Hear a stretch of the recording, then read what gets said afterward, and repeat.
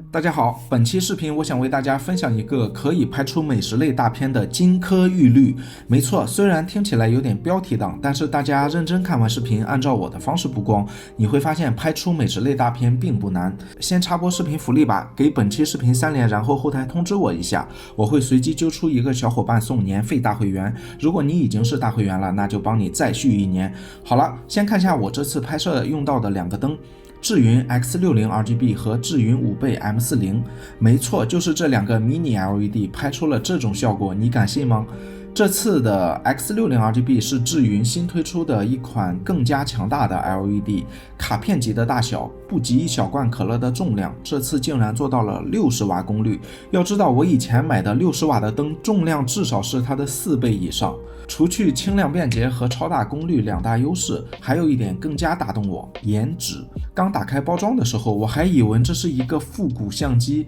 没想到做工那么精致。可以说智云 X60 RGB 是值得每个专业摄影师收藏和使用的诚意之作。它总体上是由灯体本身和一个手柄电源组成，手柄电源可以提供接近1个小时的供电时长。如果你需要长时间使用，还可以用支持 PT 快充的充电宝单独给它供电，或者还可以使用官方提供的 DC 电源适配器供电。它的下方配有1/4螺口，可以很方便的架在灯架上使用。除此之外，智云 X60 RGB 套装中还配备了一个智云卡口的标准罩和柔光球，如果有需要，你还可以购买智云卡口的其他控光附件。灯体背部配备了第2代智云电子回压散热系统，主动散热效率进一步提高，使用也更安静。它的操作也很简单，通过双旋钮旋转和按压可以选择各类光效，上手很方便。好了，大家跟我一起到拍摄现场看下我是如何拍摄的吧。好的，下面我带大家来拍摄现场看一下我们这次是如何拍摄完成的。先看一下我们的场景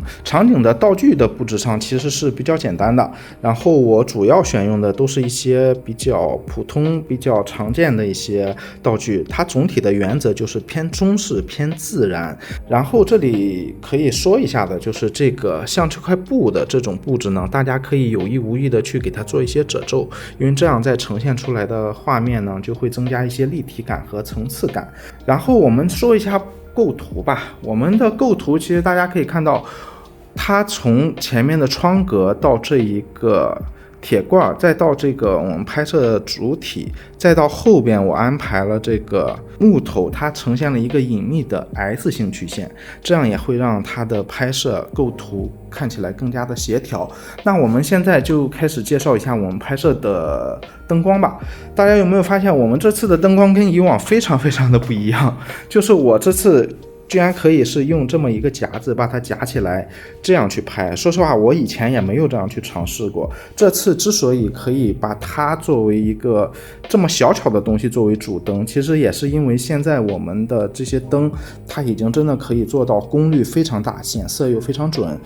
好，我们现在把它加上来之后呢，它有多少亮度我可以给大家演示一下。我在这个地方现在打开它，好，现在是50的亮度，我现在就开50%的亮度，我给大家看一下它有多亮。这里注意一下，它的色温要调的比较暖一点，配合我们整体的色调，所以我调在了4300K。好，我们回到这里边，我给大家看一下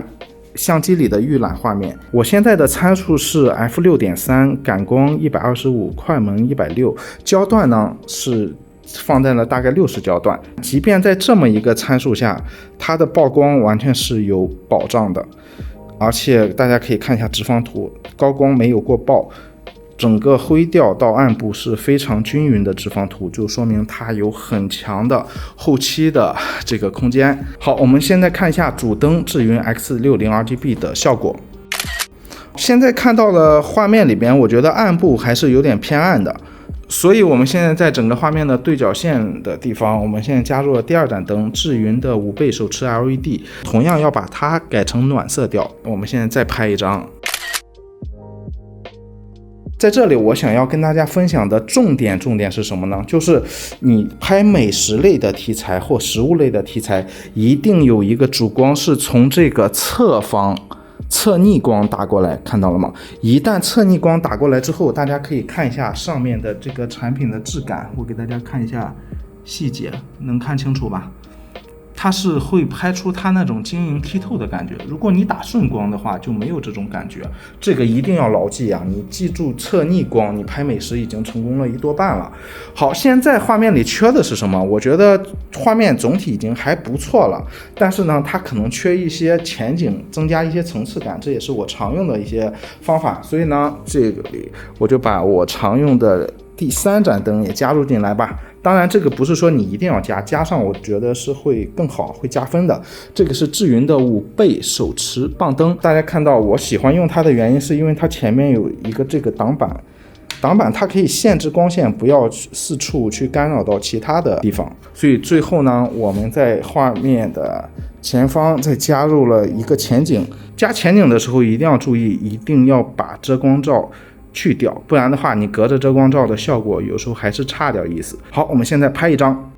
好了，现在的效果还不错吧？最后我们进入后期，这里主要是增加一下画面的对比度，以及校正一下食物的颜色色准，就可以出片了。看到这里，相信初学者们对于美食类的拍摄已经有勇气自己试着去拍一下了。如果大家后面还想学习更多的摄影干货，记得点个关注，下次我们更新干货教学视频的时候，你就可以第一时间看到了。想更加深入系统的学习产品摄影的小伙伴，也可以来我们工作室参加线下课的学习哦。如果你已经看到了这里，就点赞投币支持一下 UP 吧，我会尽快更新下一期哦。